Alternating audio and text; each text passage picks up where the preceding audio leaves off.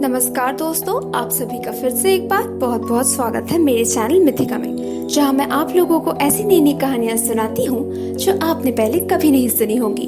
और आज मैं आप लोगों को सुनाने जा रही हूं कहानी साइकी और क्यूपिड की। सौंदर्य एक अभिशाप है। अकेले उस पहाड़ पर बैठकर साइकी यही सोच रही थी, जहां उसके पिता ने उसे छोड़ दिया था। वो पूरी तरह से शारीरिक पूर्णता के साथ पैदा हुई थी, जिसकी वजह से वो प्यार की देवी वीनस की एक नए अवतार के रूप में मानी जाती थी। लेकिन वास्तविक जीवन के मानव प्रेमी उससे संपर्क करने से डरते थे।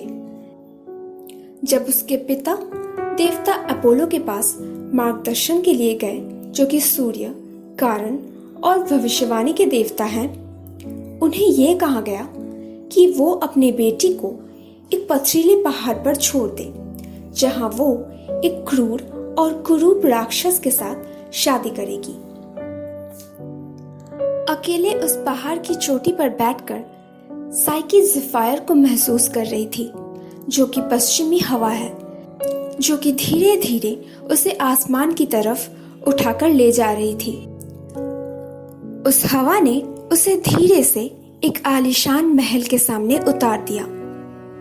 एक आवाज ने उससे कहा, अब तुम घर आ चुकी हो। तुम्हारे पति तुम्हारे लिए शयन कक्ष में इंतजार कर रहे हैं। अगर तुम में साहस है तो जाकर उनसे मिल लो। साहस तो है मुझ में, साइकी ने अपने आप से कहा। मगर उस कक्ष में इतना अंधेरा था कि साइकी अपने आप को भी नहीं देख पा रही थी। पर जब उसके पति ने उसका हाथ पकड़ा तो उनके स्पर्श में बिल्कुल भी कोई राक्षसों वाली बात नहीं थी। उनकी त्वचा मुलायम थी। उनका आवाज और बात करने का तरीका बहुत ही शांत और सौम्य था। साइकी ने उनसे पूछा, आप कौन हैं? मगर उसके पति ने उससे कहा, यही एक प्रश्न का उत्तर मैं तुम्हें कभी नहीं दे सकता। मैं कभी दिन के उजाले में तुम्हारे सामने नहीं आऊंगा। अगर तुम मुझसे प्यार करती हो तो ये उत्तर जानने का प्रयोजन तुम्हें कभी नहीं होगा। साइकी ने अपने पति को वो जैसे हैं उन्हें वैसे ही स्वीकार लिया। वो दिन के वक्त उस महल में अकेले रहती थी, मगर रोज रात को उसका पति उस अंधेरे कक्ष में आकर उससे मिलता था। ऐसे ही वक्त बीतता गया और एक दिन साइकी गर्भवती हो गई। वो खुश तो बहुत हुई, मगर मन ही मन घबराने लगी। उसके मन में बहुत से सवाल उठने लगे। वो अकेले एक बच्चे को कैसे पालेगी? अपने पति को बिना देखे तो उसने स्वीकार कर लिया था, मगर अब क्या उसके बच्चे को भी बिना उसके पिता को देखे अपनी जीवन काटनी होगी? उस दिन रात को जब उसका पति सो रहा था, वो दबे पांव एक दिया लेकर उसके सामने आई और उसने देखा चाहत के देवता और देवी वीनस के बेटे क्यूपिड उसके बिस्तर पर लेटा हुआ है। वो उनके रूप से मोहित हो गई और उन्हें देखती रह गई, मगर दिया का गर्म तेल उनके ऊपर गिरते ही क्यूपिड जाग गए। उन्होंने साइकी से कहा कि वो उससे तब से प्यार करते थे जब से उनकी माँ ने उन्हें भेजा था साइकी को अपने प्रेम बाण से घायल करने के लिए, ताकि जब भी वो कुरूप राक्षस उसके सामने आए वो उसके प्यार में पड़ जाए और बाकी लोगों के सामने लज्जित हो जाए कि पूरी दुनिया जिसके रूप से मोहित है, उस साइकी ने एक कुरूप राक्षस को अपना दिल दे दिया।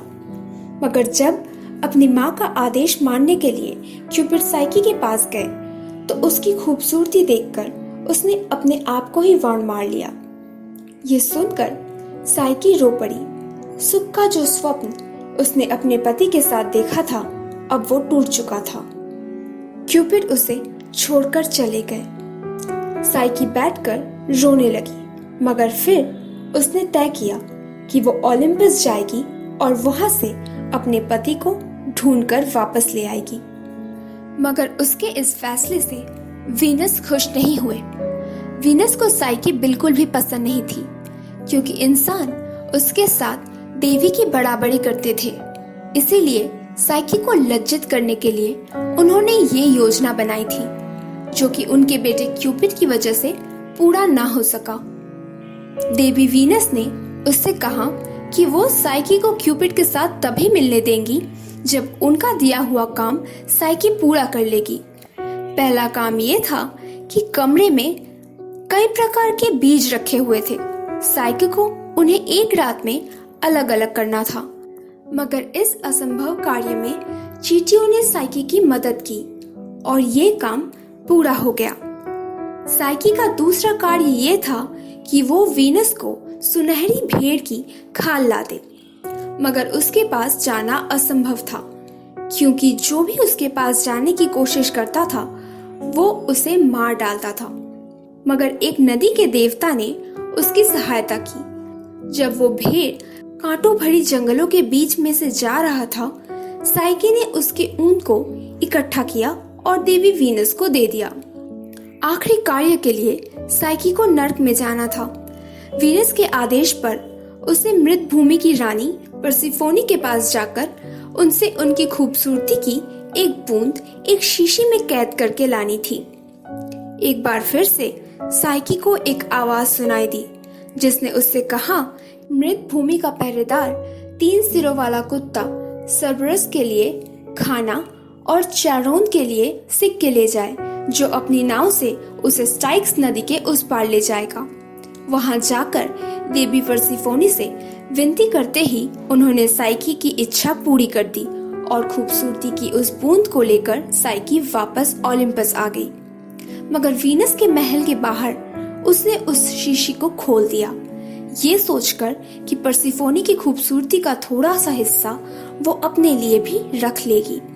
मगर उस देवी ने वीनस की चाल को समझकर साइकी को खूबसूरती की नहीं बल्कि नींद की एक बूंद दी थी, जिसकी वजह से उस शीशी को खोलते ही साइकी वहीं बेहोश पड़ी सोती रही। क्यूपिड को इस बात का पता चलते ही वो उड़ते हुए वहां आया और उन्होंने साइकी से कहा कि उसको छोड़ के जाने का उन्हें पछतावा है।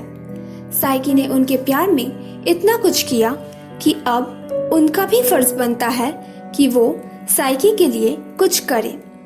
वो उसे लेकर देवताओं के राजा जिउस के पास गए और जिउस ने साइकी को अमर होने का वरदान दिया, जिससे कि अब वो दोनों एक साथ रह सकते थे। कुछ ही दिनों बाद साइकी ने एक बहुत ही खूबसूरत बेटी को जन्म दिया, जिसका नाम उन्होंने रखा प्लेजर। तो दोस्तों, कैसी लगी आप लोगों को आज की कहानी? अगर अच्छी लगी हो तो प्लीज इस वीडियो को लाइक कर दीजिए। आप लोग बिल्कुल भी लाइक नहीं करते। और प्लीज प्लीज प्लीज नीचे कमेंट करके ये जरूर बताइएगा कि आप लोगों को ये वीडियो कैसा लगा। मेरे चैनल को सब्सक्राइब करना बिल्कुल भी मत भूलिएगा और अगर अच्छी लगी तो प्लीज इसे अपने दोस्तों के साथ जरूर शेयर कीजिएगा। मैं आप लोगों से मिलूंगी अगले हफ्ते एक और नई कहानी के साथ।